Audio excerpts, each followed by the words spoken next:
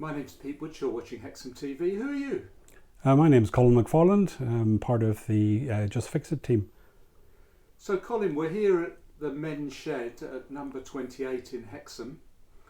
There's an event going on Saturday the 28th of June at the Torch Centre. That's correct, yeah. So it starts at 10 a.m. Yeah.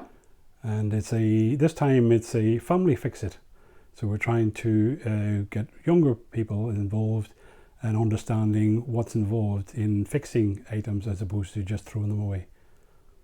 So this is part of a number of sort of repair fix-it cafes that have been held in Hexham, but this one's focused for the family, so young people can come along, perhaps bring something with them that's broken, perhaps learn some skills. Is that right?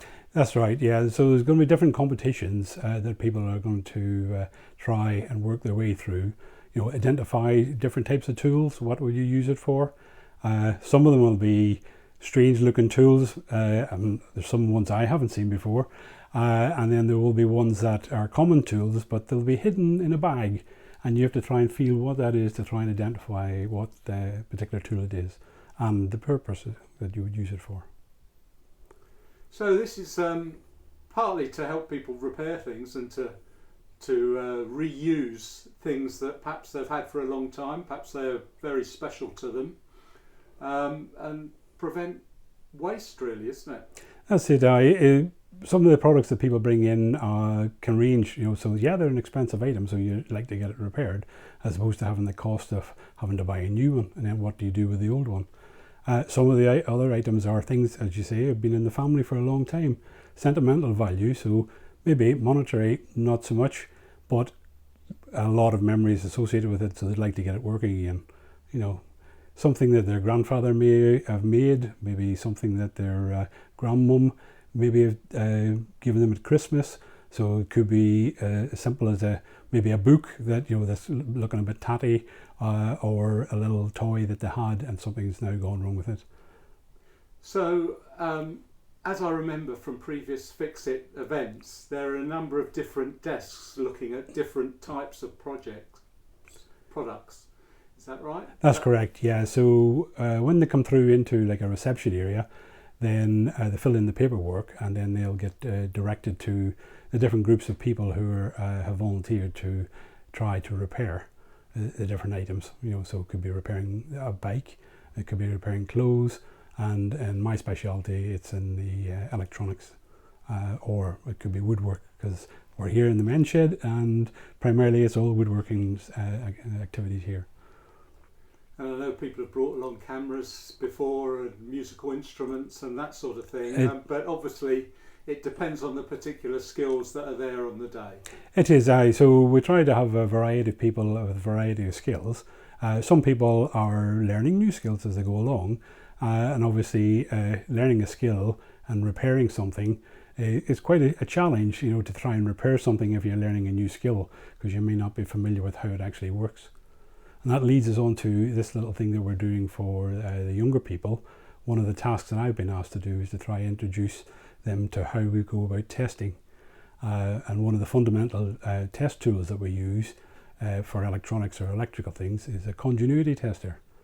Continuity as in, does the ability to transfer the current or the voltage, is it there?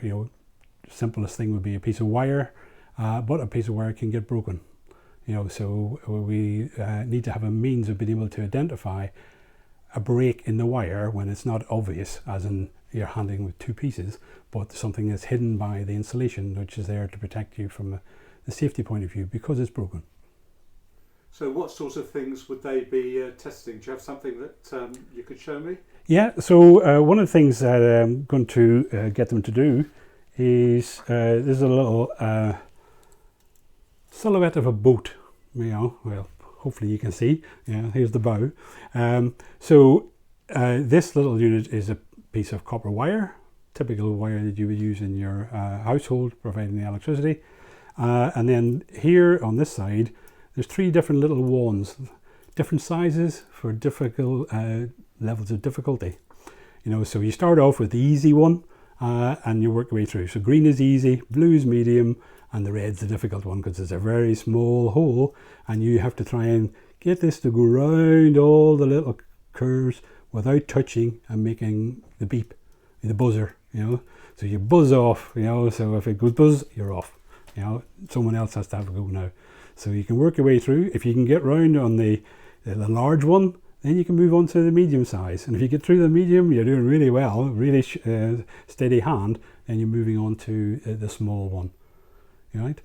And if we get people that can complete the small one, then we could have a little competition to see who can do it fastest. So that's the idea.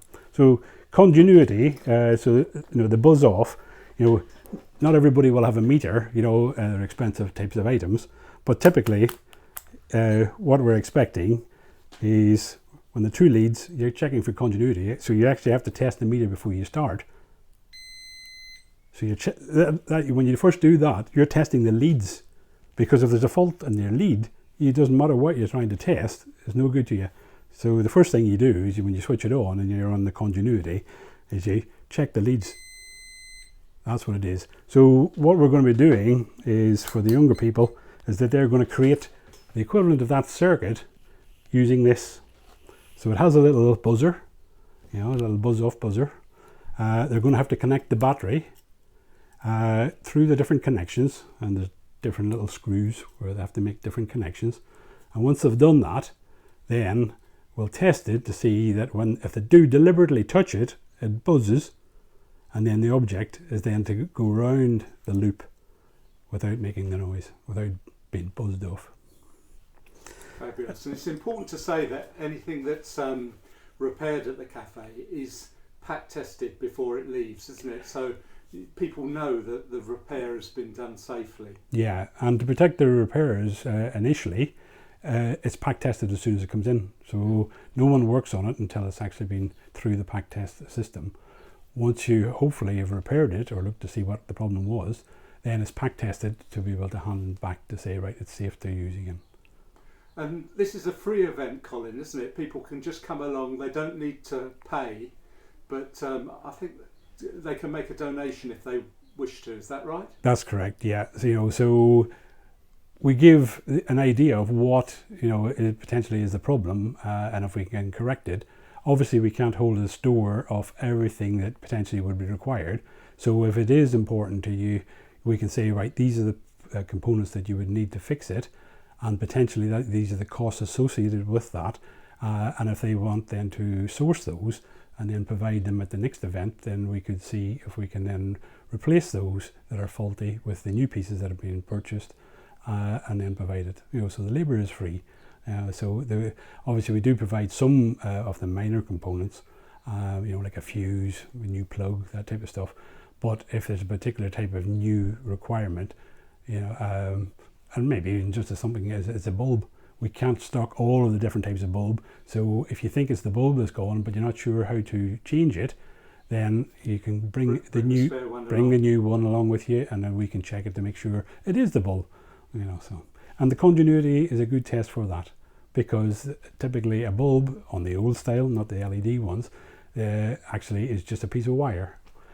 So if that wire has burnt out, then the continuity is you don't get buzzed.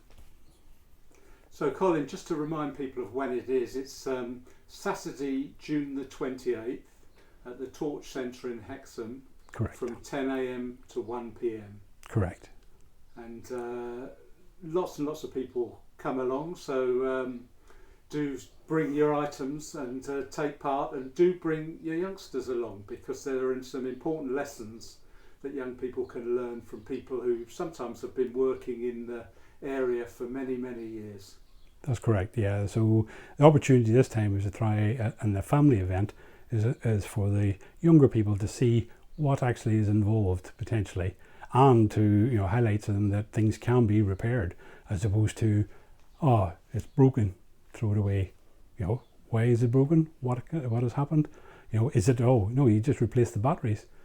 So it'll be looking at, it could be that we say, well, I have replaced the battery, it still doesn't work. But that's what can happen, is that if you've left the batteries in a toy, the acid in the battery corrodes over a period of time, and then that actually eats away at the wire and the connections, and therefore it's then disconnected. So it doesn't matter if you place the new batteries in, that wire has been fractured, high resistance, or even broken away completely from the as the acid has eaten away at it. So we can hopefully repair that piece of wire, clean up the contacts, new batteries are replaced, and the toy's back together again. Colin, thank you very much for talking to Hexham TV. Thank you.